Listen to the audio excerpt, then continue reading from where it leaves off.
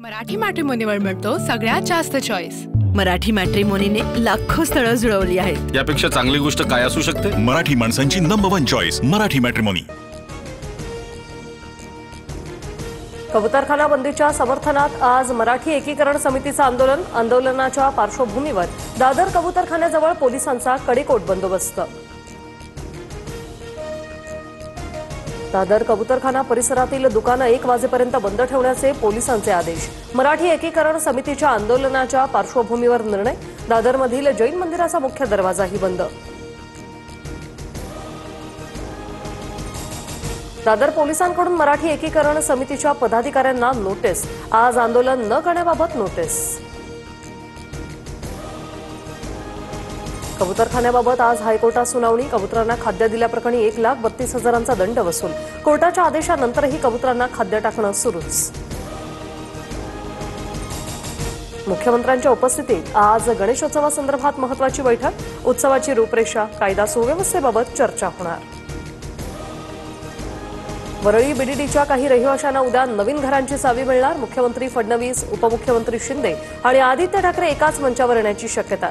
उद्याच्या कार्यक्रमासाठी आदित्य ठाकरेंना निमंत्रण, मात्र भाषणाची संधी नाही। उपचार सुरू असल्याने आणि मुंबईत घर नसल्यामुळे सातपुडा बंगला सोडला नाही, धनंजय मुंडेंचं स्पष्टीकरण।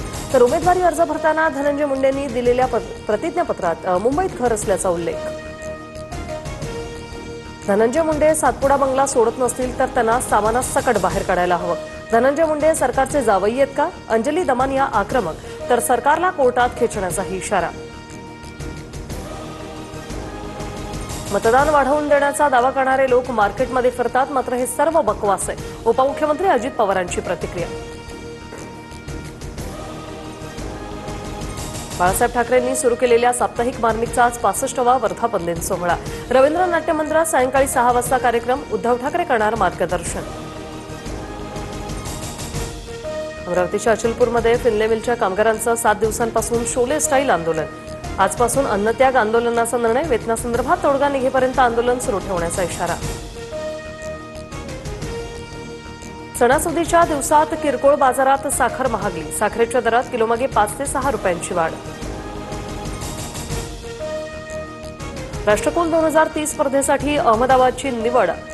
आयोच्या विशेष सर्वसाधारण सभेत आज शिक्कामोर्तब होणार।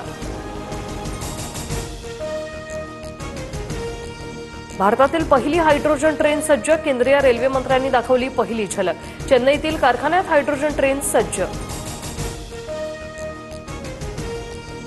सेल्फी काढण्यासाठी आलेल्या व्यक्तीला खासदार जया बच्चन यांनी ढकललं। निवडणूक आयोगाविरोधातील आंदोलनादरम्यानचा व्हिडिओ व्हायरल।